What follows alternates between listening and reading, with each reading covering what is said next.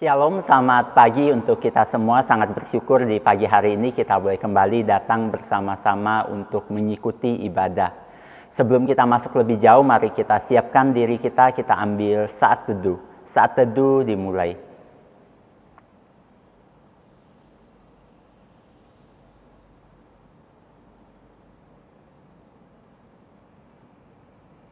Saat teduh selesai. Saat ini kita mau bersama-sama, kita mau tinggikan Tuhan kita naikkan pujian, hormat bagi Allah Bapa. Kita bangkit berdiri, kita nyanyikan pujian ini. Hormat bagi Allah Bapa, karena Allah kita adalah Allah yang layak disembah.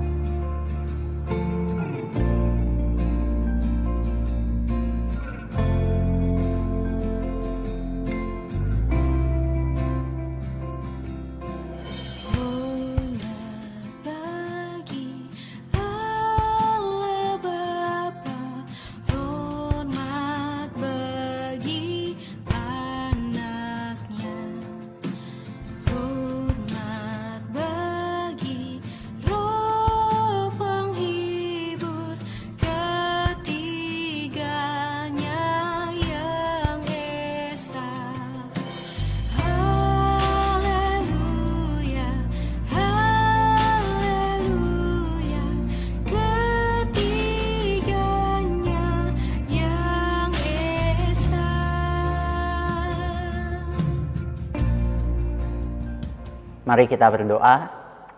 Tuhan, kami bersyukur pada hari ini kami boleh kembali datang bersama-sama beribadah kepadamu. Tuhan, kami serahkan waktu ibadah kami hari ini ke dalam tangan pimpinan Tuhan. Hanya di dalam nama Tuhan kami, Yesus Kristus, kami berdoa dan mengucap syukur. Amin. Saat ini kita mau kembali menaikkan satu pujian sebelum kita masuk di dalam firman Tuhan. Namun sebelumnya kita dipersilakan untuk duduk. Nah, saat ini kita mau nyanyikan pujian semua baik. Karena kita tahu di dalam hidup kita, setiap hal yang terjadi adalah sesuatu yang baik. Yang telah Tuhan lakukan untuk kita. Dan itu begitu baik di dalam hidup kita. Saat ini kita nyanyikan semua baik. Dari semula telah kau tetapkan hidupku dalam tangan-Mu, dalam rencana-Mu Tuhan. Rencana indah telah kau siapkan bagi masa depan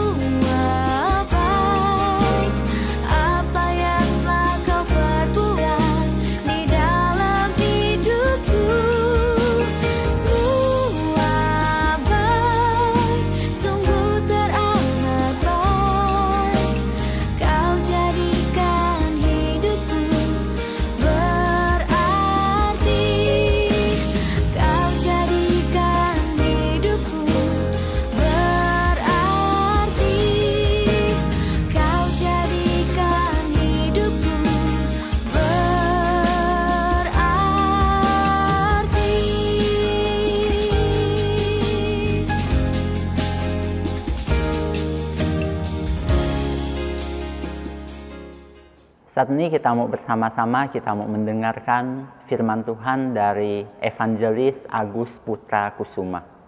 Pada hambanya kami persilakan. Halo, apa kabar Bapak Ibu dan murid-murid sekalian? Ya, tetap kuat, tetap semangat, jaga kesehatan, dan tetap optimis. Bapak Ibu dan para murid sekalian, pada kesempatan ini kita akan bersama-sama merenungkan satu topik, yaitu jejet. Nah, apa itu jejet? Jejet kalau di dalam bahasa Indonesia itu adalah dikenal dengan istilah gawai. Kamus Besar Bahasa Indonesia mendefinisikan gawai itu sebagai peranti elektronik atau mekanik yang memiliki fungsi yang praktis. Nah, jika demikian definisinya, lalu bisa berupa apa gawai itu? Apakah berupa HP? Ya, tidak salah. HP itu adalah gawai. Tetapi apakah hanya HP? Ternyata tidak. Ada begitu banyak macam ya, ada banyak macam gawai. Nah, diantaranya ini beberapa contoh yang saya munculkan di layar. Ya, gawai itu bisa berupa CCTV, komputer desktop, laptop, handycam, kamera digital, alat pemutar musik digital, dan lain sebagainya. Ada begitu banyak sekali gawai ya, sesuai dengan fungsinya atau peruntukannya.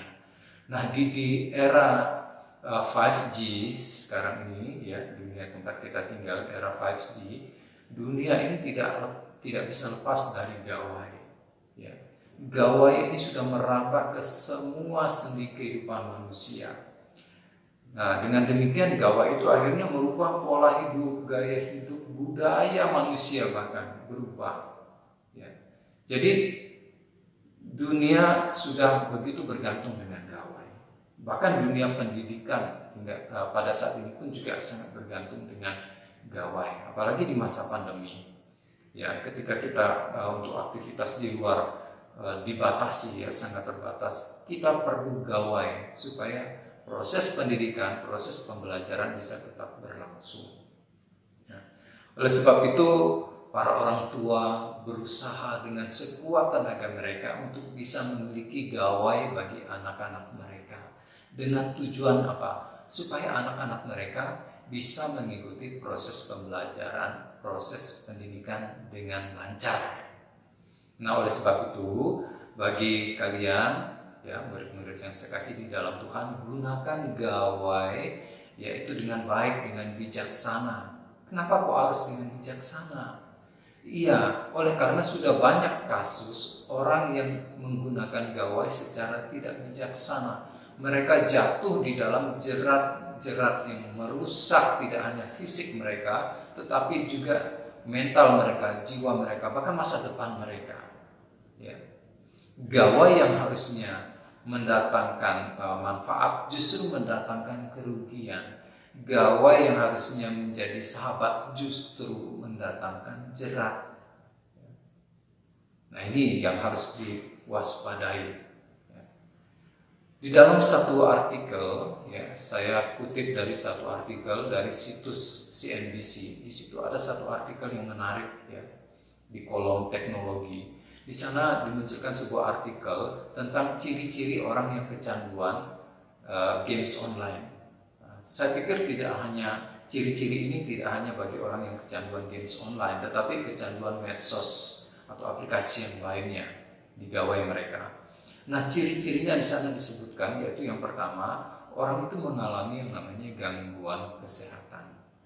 Nah, itu bisa berupa gangguan, misalnya masalah obesitas atau kegemukan. Kok bisa kecanduan gawai jadi obesitas? Iya, otomatis. Oleh karena apa? Dia kurang gerak.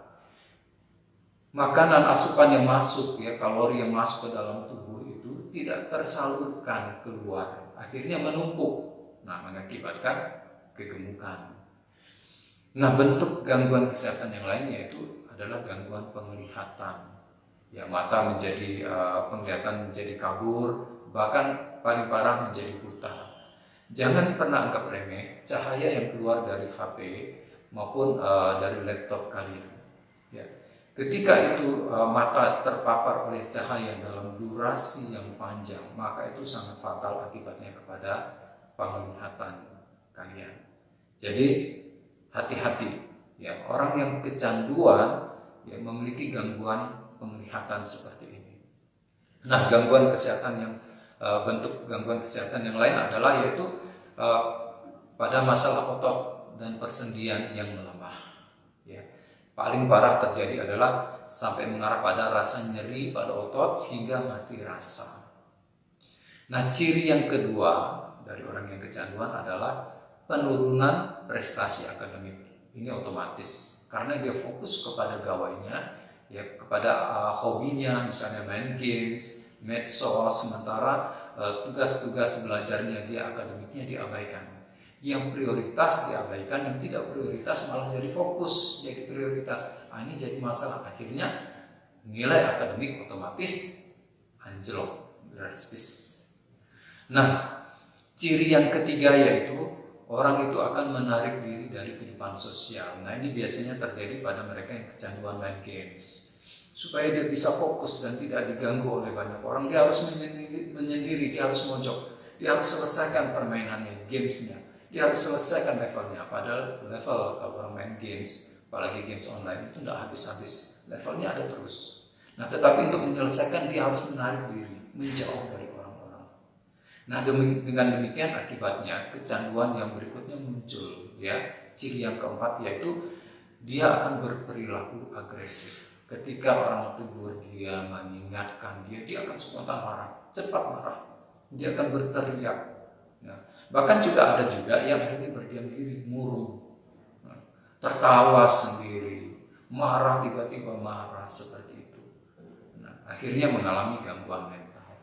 Oleh WHO, Badan Kesehatan Dunia, beberapa waktu yang lalu memasukkan orang-orang yang seperti ini di dalam kategori orang-orang yang mengalami gangguan jiwa atau sakit jiwa. Jadi kalau yang seperti ini harus bagaimana penanganannya? Ya harus masuk rumah sakit jiwa.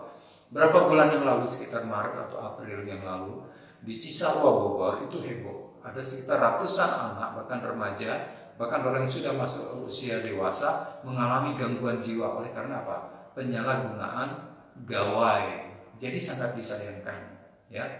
Nah, lalu yang kelima ini dari saya, tambahan dari saya sendiri, ya, ciri-cirinya adalah orang itu akan mengalami yang namanya masalah spiritual, ya, secara kerohanian dia menurun, terus menurun. Oleh karena apa?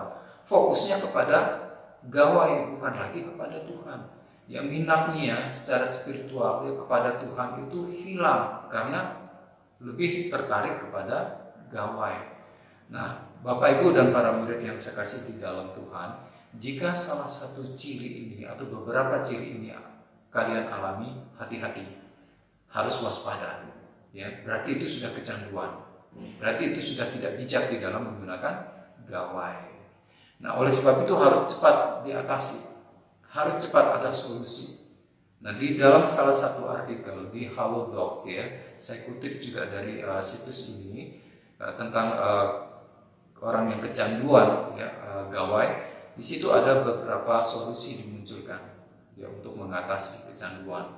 Yaitu yang pertama dikatakan, carilah kegiatan yang menyenangkan, ya, kegiatan yang tanpa gawai, bersama dengan teman, ya, misalnya pergi piknik, ya. Kalau piknik ya piknik, jangan ada gawai, gitu ya, jangan sibuk sendiri dengan gawai. Lalu misalnya hacking atau kegiatan apa yang menyenangkan, ya, bersama-sama dengan teman, atau juga bisa dengan keluarga. Misalnya ajak papa, yuk kita buat kue, belajar buat kue, mama jadi guru, yuk kita praktek buat kue. Nah, dengan orang tua lakukan aktivitas itu misalnya, tapi ya, tanpa gawai, tanpa melibatkan akses-akses untuk gawai. Ya. Lalu misalnya juga main ular tangga, ya, atau kegiatan apalah yang menyenangkan bersama-sama dengan keluarga. Nah, lalu yang berikutnya adalah cara mengatasi kecanduan yang berikutnya adalah batasilah penggunaan gawai.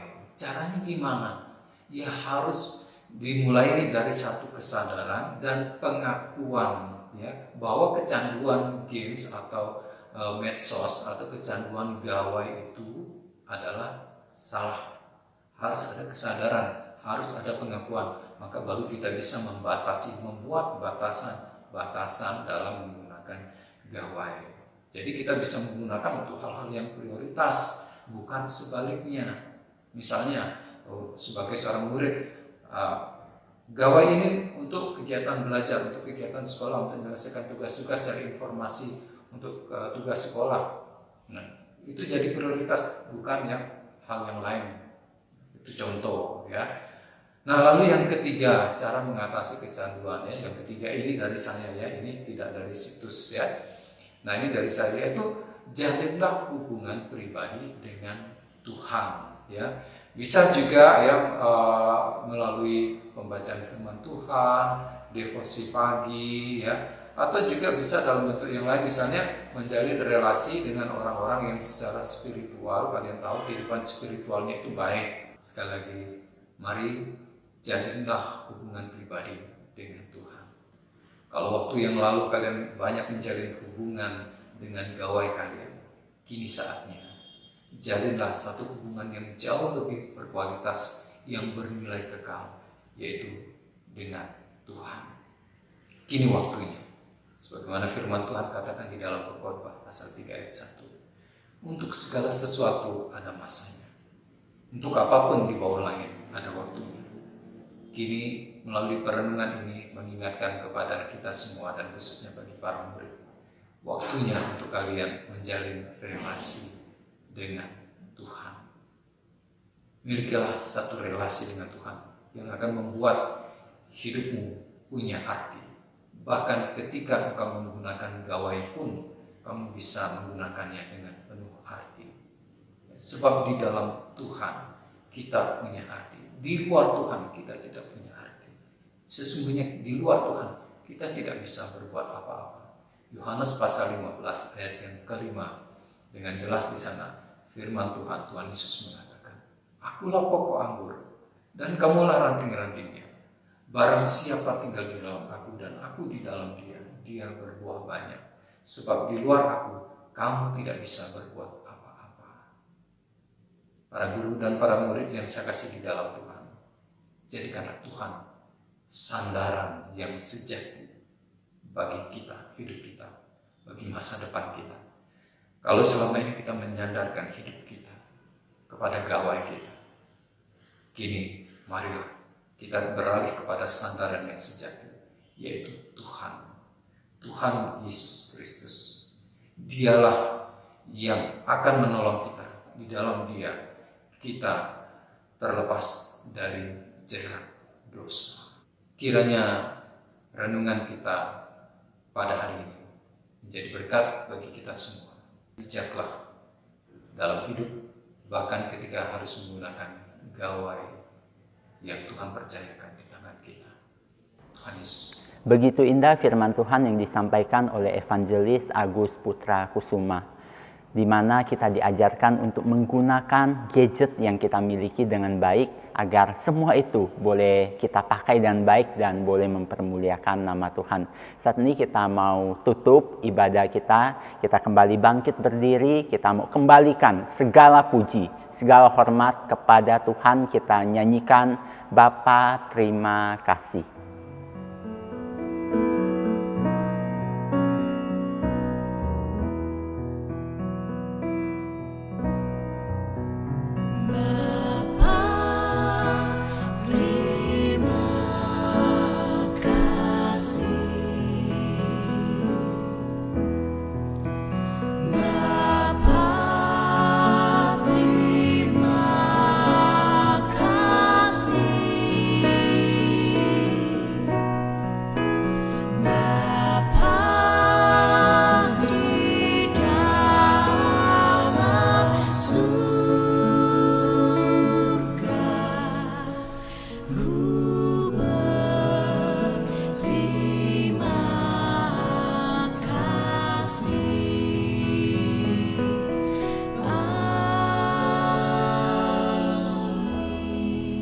Ibadah kita selesai, mari kita mengambil saat teduh. Saat teduh dimulai.